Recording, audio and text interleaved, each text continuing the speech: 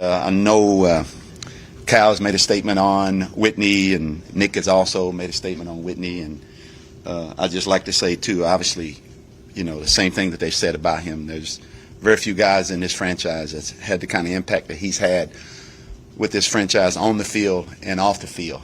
And the one thing I remember most is when I first became head coach here, the first guy that reached out to me was Whitney Merciless.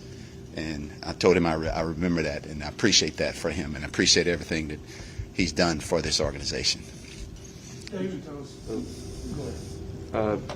What went into his release and the decision to release him? Well, it was a mutual thing, and that position he plays is probably one of the we got as much depth there as any position on our team, and we got some young guys there. Ross is coming back, and basically it became being able to see those guys, and those guys have done well. Those young guys are starting to play, and it gives us a chance to be able to look at them and also give him a chance to be able to continue on and play and find a team that fits him and move on with his career. David, will Mills start Sunday? Davis Mills? Yeah. Yes. So give us an update on Tyrod's hamstring. You think he'll be ready the following week? We hope so, John. I'm not really sure yet. We're just kind of taking it week by week. Hopefully we'll try to get him a little bit of practice this week and kind of see how it is. But you have a quarterback that likes to run as much as him.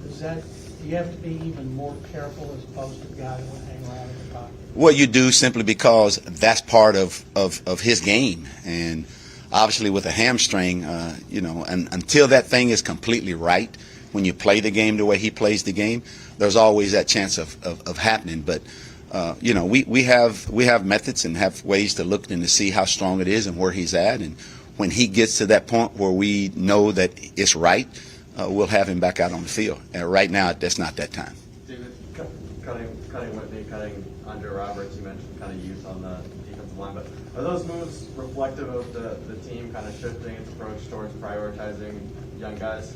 No, I think that the case with Andre is for the fact that basically, we weren't getting the production there that we felt like we needed to get there at that point. It wasn't just him, but we weren't getting the production there at all. I know during preseason we had some guys that we also used at that situation, Desmond and Tavier, those guys, and we just felt like at this point that because of the production hadn't been there, that we need to go ahead and see and make a move, and it allowed us to make that move to do that. With that in mind, is Tyrod still your starter when healthy? Yes, he is. Have you addressed the team about the cuts and how and kind of the message to them about what those? No, they understand that. I mean, we come in every day. They read and they hear and they know and they talk, and that's part of the business, and they know that happens. Basically, when those kind of things happen, all we do as a team when our team meetings is the guys that are coming in that are becoming additions to our football team. Those are the guys that we sit and talk about in our meetings, and all the other stuff we just move on to the next opponent. You said Blacklock will be back. Will he be starting? He'll be back. Will he be playing? He'll be back. I hope he'll be playing. We'll see how it goes this week in practice, John. But he is back. As far as Tyrod, would you designate him for return then this week and make this the ramp-up week? Not sure yet, Aaron, what we're going to do with that situation. Will it be up now since Whitney's gone? That depends on practice, John. We always base those decisions based on how guys practice, and we usually do that at Friday, and then from that point we'll see what happens. So, David, you talk about wanting to get some of these younger guys a chance to play. Will we see this kind of thing maybe happen in other positions where you have some younger players that haven't had a chance to play yet? Well, we don't have as much depth as we do at the defensive line, and the way those guys have been playing that position, we usually play 7 or 8 guys a game at that position. We don't do that at other positions, not able to do that just because of the depth. But no, we're basically those decisions are based on production, and basically as long as guys are doing what they need to do, then we're going to go business as usual and play the guys that feel like are giving us the best chance to win. David, I know you weren't here for when JJ and DeAndre were here, but you certainly know what they meant to this team. So what do you think it will be like for them to go against the Texans this week, even though almost everyone's gone that was here with them? Well, I think when you're 6-0 as they are and one of the best teams in football, I don't think that it will be. I would look at it as we're the next opponent, and the big picture of that is that obviously they're looking at the big picture of being a playoff team and moving on, and we happen to be the next opponent in the way, although there has obviously those guys have been here, and you're talking 2 other guys that have been part of this franchise, just like Whitney has, but I don't think that will be a factor at all. I think they're pros, and I think they're looking at it as this is the next opponent, and we'll go from there. You touched on it, but can you talk about some of the challenges that the Cardinals present to your team? Well, offensively, they got a lot of firepower. They got one of the best quarterbacks in the game. They got one of the best receivers in the game. They got a running game that's pretty good. They're pretty good. And defensively, they've got some good pass rushers. Obviously, J.J. being one of those. It's a very good football team overall. I don't see any weaknesses in that football team. But here's how we look at it each week. They're 6-0.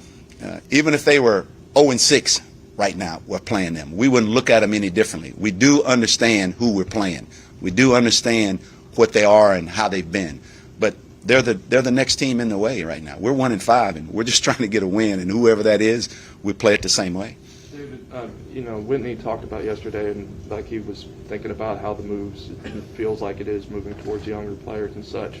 Whenever players, when those cuts happen and they start sensing things and, losses start to pile up, how do you manage that isn't the case and send that message? We don't feel that way on our football team, that's a sense that way. David, when you look at the younger pass rushers, especially John Bernard, Jacob Martin, what do you want to see from them now that Whitney's been released as far as step to the forefront? No, I don't think that affects how they're playing right now. I do know this. They'll miss him being around here because of his mentorship, the leadership that he's given.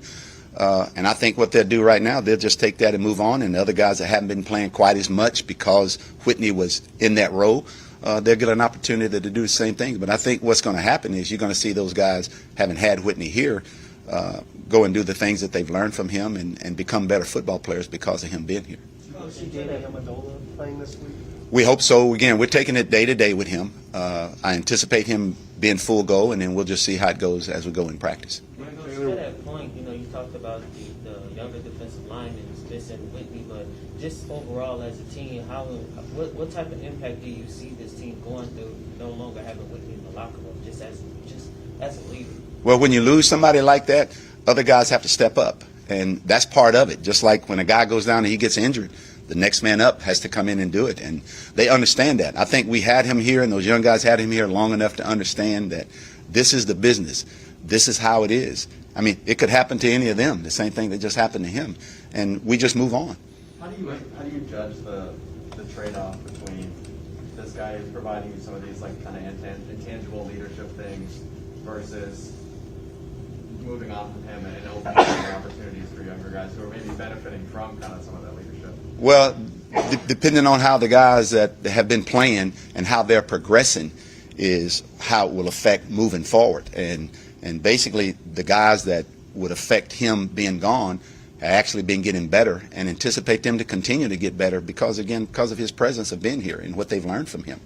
Lane Taylor got activated the first game. How do you sense his involvement with the team? Will he be a factor on offensive line and play? You saying Lane? Lane Taylor. Mm-hmm. Yeah, he's always going to be a factor. That's why we had him up, and basically he's there right at this point because of backup and to help us because he can play a couple of positions, and he's there for that reason. David, is signing Morrissey, is that an indication you're worried about Brett, and how did McCray play? McCray played well. Again, the injury with Brett is always a concern, and obviously we needed to get some more depth in here in case he doesn't progress like we need him to progress to be able to play. But yes, that's the reason why we brought him in. David, you guys talk a lot about culture and people being bought in. 6 games into the season, just with all the changes, do you feel like the culture is where you want it to be, and is everybody bought in? How do you navigate that on and off the field? That's a good question. When you're 1-5, there's a tendency to question where you're going, but we're staying the course. The culture is there. The wins aren't there, but the culture is there, and it's a process, and it takes time to process. But we're going to stay the course. We know the process works, and we feel good about where we're going right now. Thank you. You got it. You're welcome.